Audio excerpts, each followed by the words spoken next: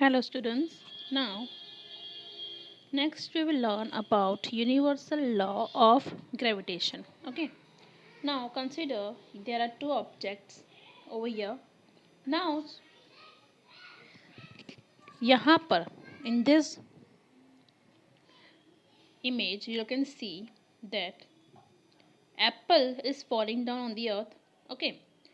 Now our question is that why not earth is being attracted towards apple.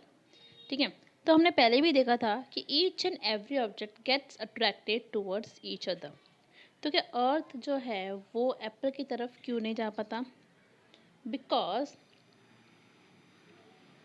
According to the Newton's law, ठीक है, Newton's law के हिसाब से जो acceleration होता है स्टूडेंट्स, ठीक है, acceleration it is inversely proportional to its mass. Alright, यहाँ पे both apply an equal force to attract the other object towards itself. Okay, now which one will accelerate more? तो हमको पता ही है कि एप्पल जो है वो एक्सेलरेट ज़्यादा करेगा, एप्पल जो है वो अर्थ की तरफ जाएगा. Force applied is a product of mass and acceleration, that is acceleration is force upon mass. So acceleration is inversely proportional to mass. मतलब कि अगर मास ज़्यादा है तो एक्सेलरेशन कम होगा, और अगर मास कम है तो एक्सेलरेशन ज़्यादा होगा. सो मास ऑफ द अर्थ जो है, अर्थ का जो मास है वो बहुत ही ज़्यादा है, ठीक है, और एप्पल का मास जो है वो बहुत ही कम है compare to that of earth.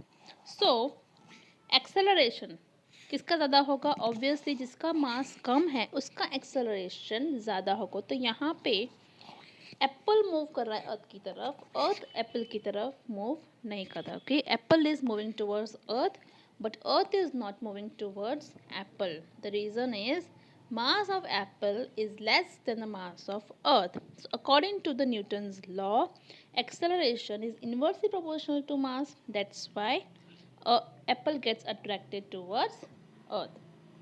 I hope you all understood this much. Okay, जिसका मास कम है वो एक्सेलरेट होगा. Now we will come to the point universal law of gravitation. Now consider two objects A and B, and distance between them is D.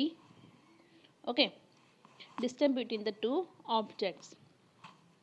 Now mass of one is m1 and mass of B is m2. A का mass है m1 and the mass of B is m2. So consider mass of A is greater than mass of B. Alright. Now every object in the universe attracts every other object with a force which is directly proportional to the product of their masses and inversely proportional to the square of the distance between them. This is universal law of gravitation. अब इसको prove कैसे करेंगे? Now we all know that force is proportional to mass. The force is proportional to m1 into m2. Also force is inversely proportional to the distance between the two objects. Why?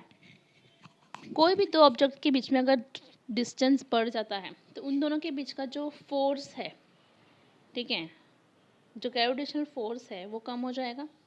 Obviously दोनों के बीच का gravitational force कम हो जाएगा.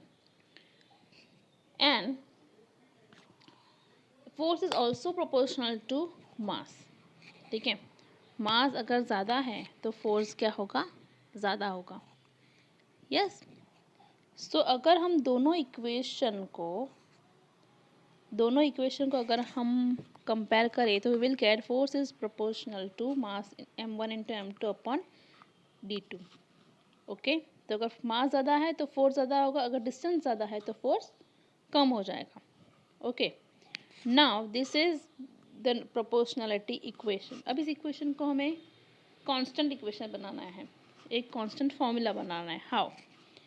Proportionality हटाकर we can write is equals to and we will keep g as the constant. वो है gravitational constant, universal gravitational constant. So we get f equals to g into m1 into m2 upon d square. So g is f into d square upon m1 into m2. I hope this much is understood. ठीक है, यहाँ पे what they have done is first वाला equation जो है it is f. Force is nothing but gravity universal gravitation constant g into m1 into m2 upon d square. Next equation में what they have done is they have find out g from the first equation. तो यहाँ से हमें g का value क्या मिलता है, f into नीचे का जो d स्क्वायर था वो ऊपर चला गया, that is d square upon m1 into m2. I hope this much is very much clear. And this formula was found out by Lord Henry Cavendish. Alright, this formula was found out by Lord Henry Cavendish. Just remember, and g जो है it is 6.673 into 10 raised to minus 11. Okay, negative 11. अब इसका unit क्या होगा, force का unit है Newton,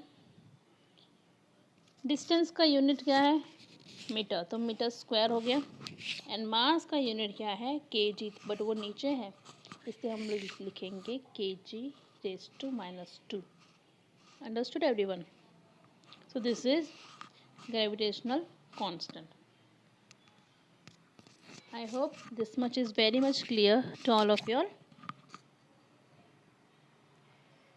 Next,